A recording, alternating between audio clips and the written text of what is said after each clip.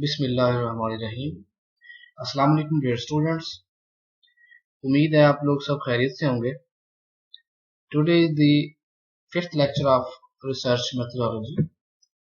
In the previous lecture we discussed about an oral report, presenting the oral report and writing a research paper, research report or a PhD thesis.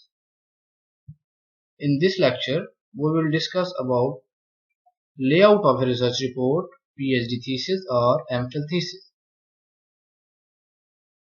Generally, a research report should consist of the three components. Number 1, preliminary pages. Number 2, main text. Number 3, end matters. So we will now discuss these three in detail one by one. So number 1, preliminary pages include title of the report, acknowledgement, certificate pages, list of publications and table of contents.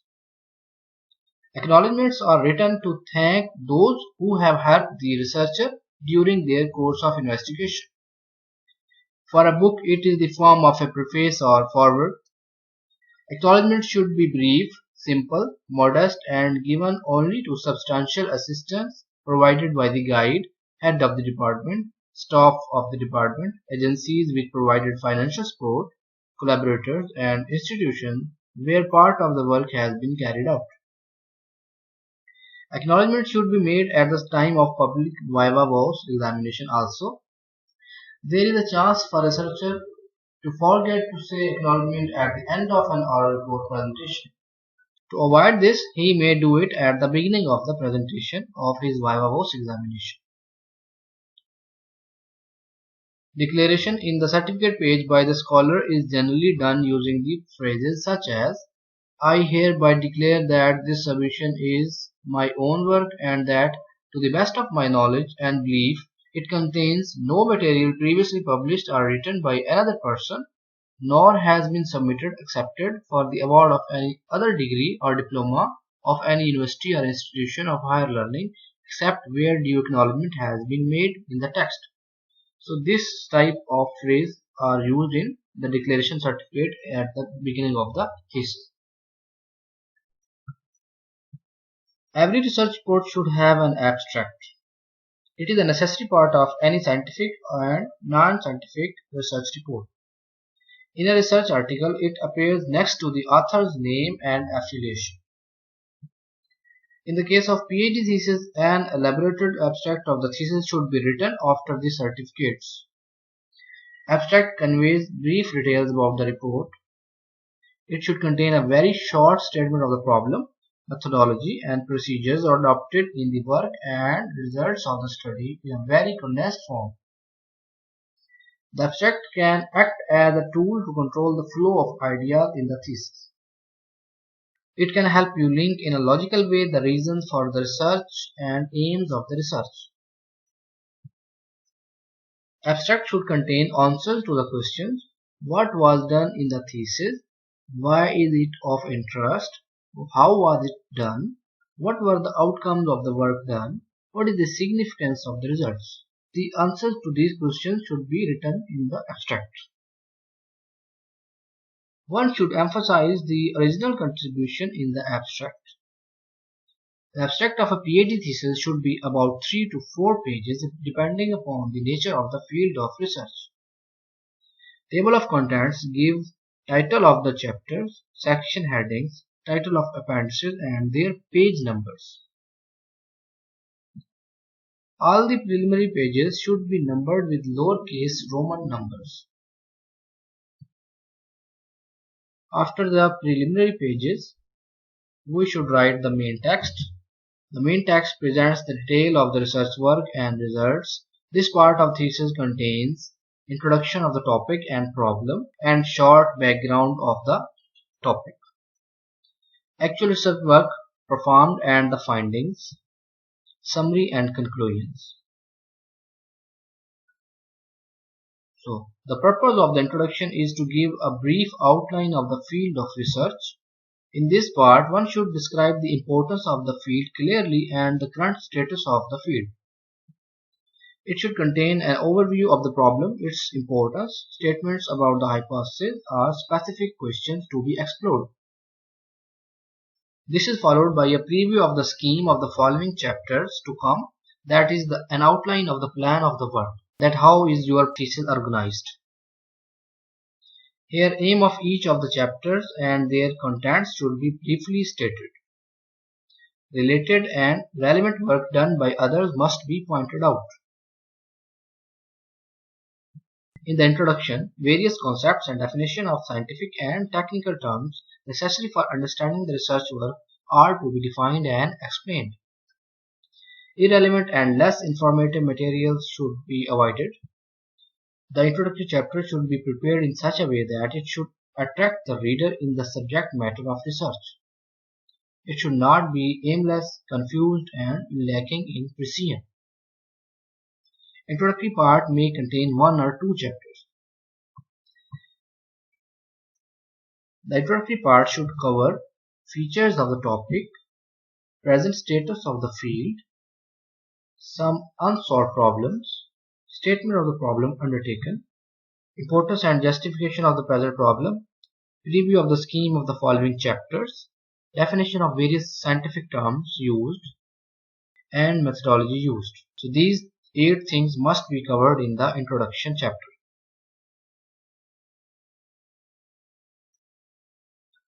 The second part of the main text is actual research work. This is the heart of the research report or thesis.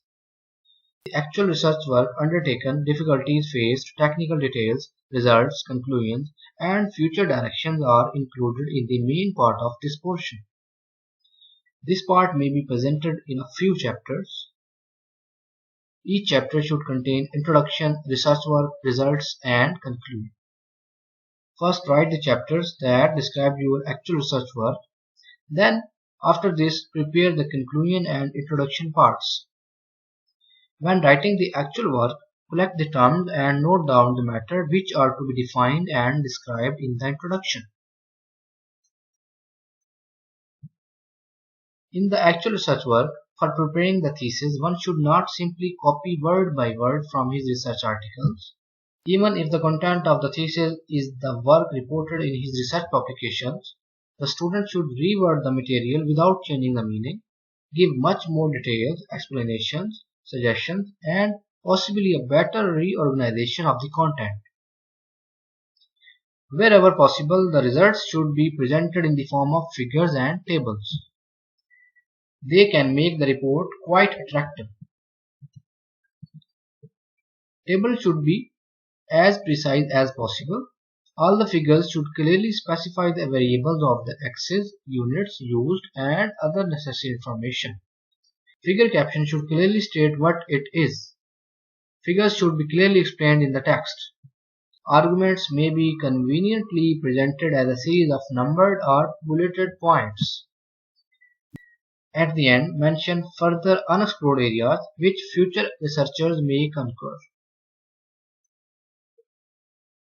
Extreme care must be taken in typesetting mathematical equations, variables, and parameters involved in the study. Italic or Greek letters or mathematical symbol can be used for variables and parameters. For example, small x or capital X should not be used as a variable name. The correct usage is this form of mathematical X or italic form of the X. All the equations should be centered and numbered. Vectors should be clearly specified by an arrow over the name or by the bold-face name. The equations should not be repeated in the text. Jokes should not be written in the report. Use correct or incorrect to refer the results of other researchers. Do not use the words bad, terrible, and stupid. Avoid the use of today, modern times, soon, seems, something like, probably, obviously, along with, you, I, hopefully, and may.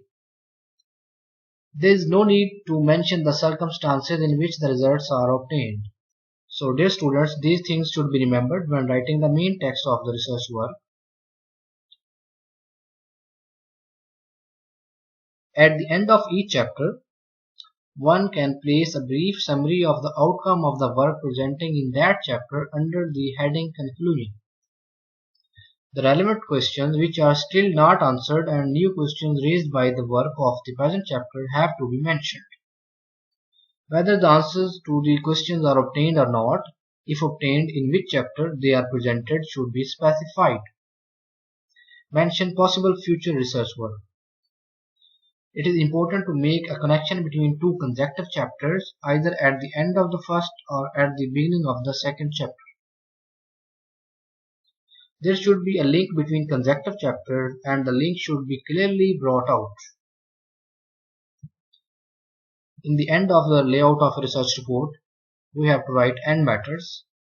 The end part of the report generally consists of references, appendices, computer programs if they are not easy to develop, copies of research publications that came out from the research work done.